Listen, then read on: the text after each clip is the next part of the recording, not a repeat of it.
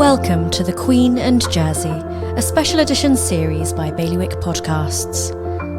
Time and technology worked in tandem to make Queen Elizabeth II Britain's most travelled monarch.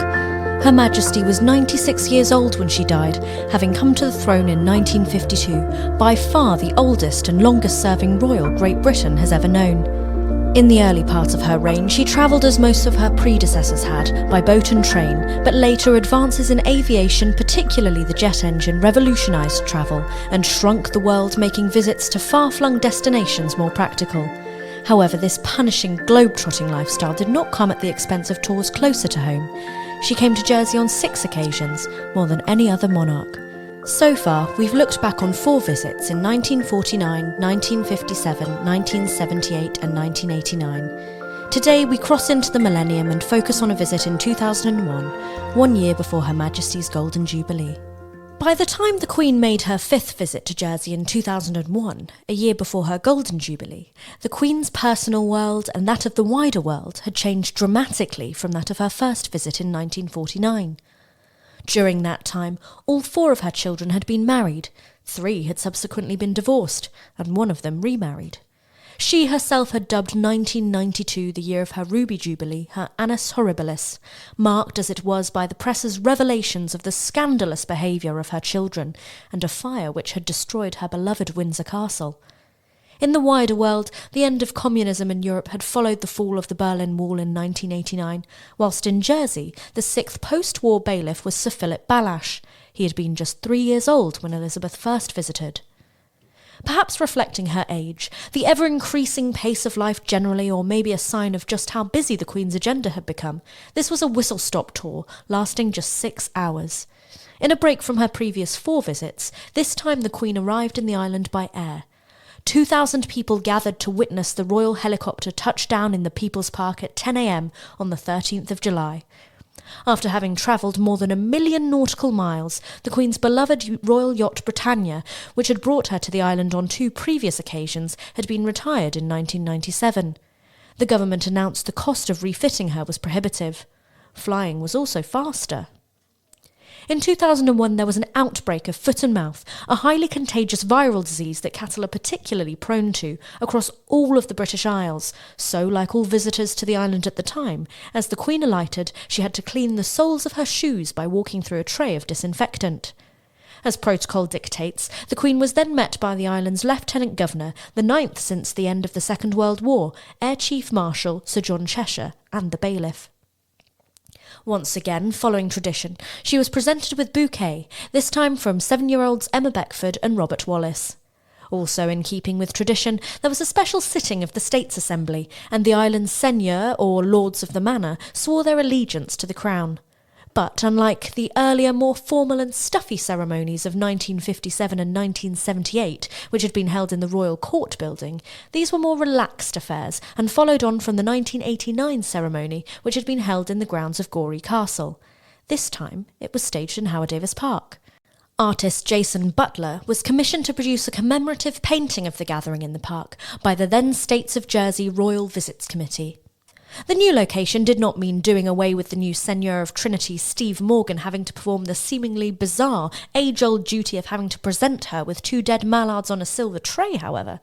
This was something the national press made great play of, prompting Senator Pierre Horsfall and Deputy Imogen Nichols to say it was time to bring the ceremony to an end.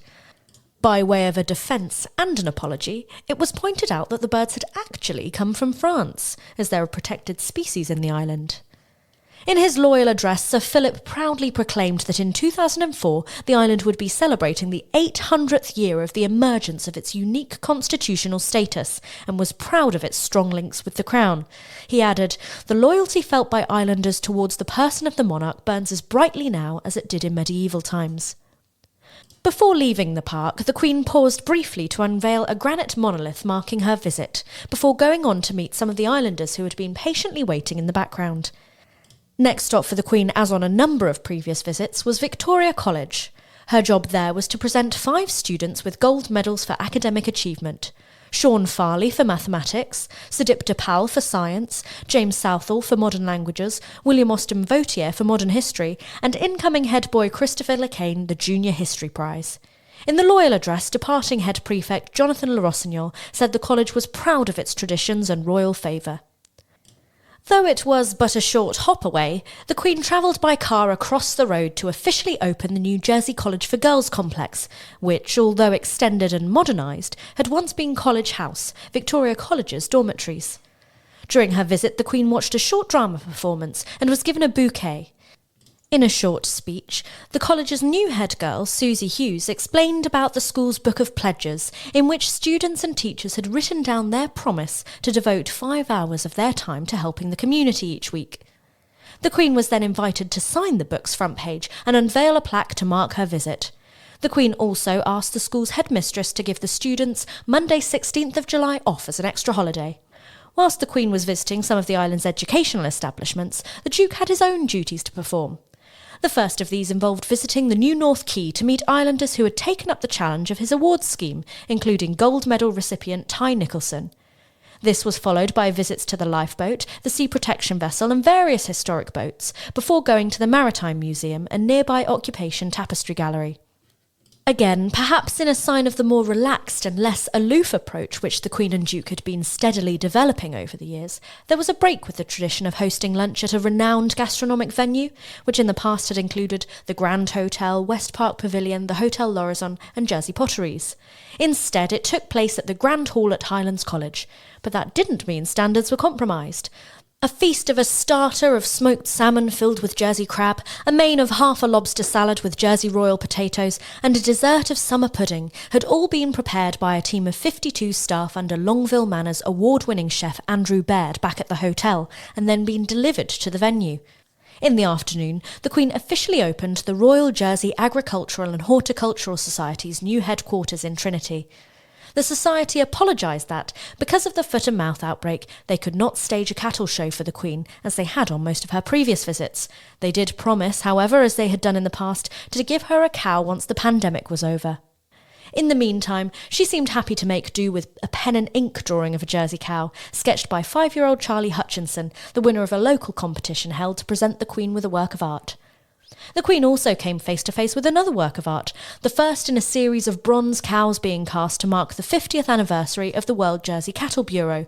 These were to be unveiled at West Centre, in the centre of town later in the year. The Queen and the Duke were then driven to Jersey Airport and left at 5 minutes to 4 in the afternoon. Thank you for listening to The Queen and Jersey. This is an audio version of an article produced by Eric Blakely and the Bailiwick Express team, read by me, Fiona Potney. If you'd like to see the full version with stunning photography courtesy of Jersey Archive, you can click the link in the episode description. If you've enjoyed delving into this period in the island's history, please do like and share this podcast with others. Express will be releasing a special edition on the day of Her Majesty's state funeral on Monday 19th of September.